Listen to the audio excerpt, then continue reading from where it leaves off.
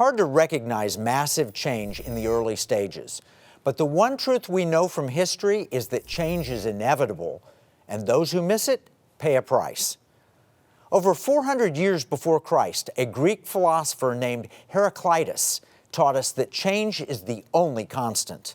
At least in human terms, that has proven pretty much true. The problem for humans, though, is that we're largely creatures of habit. We assume that our experience is all that we need to understand the future, and that's true until we reach an inflection point. When that happens, we're lost. Think about all the great change that has happened in the last 60 years. When I was born, there were no pocket calculators, let alone pocket computers. Fax machines weren't a thing. Then they were, and now not so much. Same for pagers. There were no cell phones, and just think about how much those have changed. Now they're really pocket computers, cameras, scanners, weather stations, maps, video conferencing, television, credit cards, gaming devices, Bibles, news feeds, travel agents, and even spy devices, all rolled up in a single smartphone. When I was born, we didn't have cable TV. We didn't really even have color TV. Now many people don't have televisions at all, nor do they have landlines. There was no Uber. A coffee shop was a place you went for a meal, not a latte. Social media meant watching television together. People wrote letters because there was no email. There wasn't even internet to the home. There were no drones. Amazon was a rainforest. We had food delivered to our house, but it was by the milkman, not by Grubhub. We've had some good social change. I was born before the Civil Rights Act of 1964, which ended discrimination on the basis of race, color, religion, sex, or national origin. That was landmark legislation, opposed mostly by Democrats, by the way.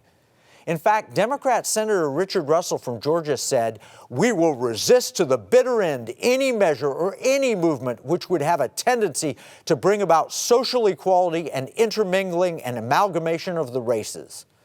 Democrat Senator Russell was so powerful and so prominent that the Russell Senate Office Building was named after him. Senator Russell was on the wrong side of history, and despite his power and best efforts, change came, and that change made America better. Very often change is beneficial, like the establishment of civil rights, but not all change is good. Sometimes things go the wrong direction. I began my investment career in 1981, just after President Reagan was inaugurated. My job was researcher for an investment newsletter. It didn't pay much, but it helped me to learn and to watch investing trends. I was young, starting my first investment job and hoping to grab a slice of the American dream. Interest rates were peaking even though we didn't know that at the time.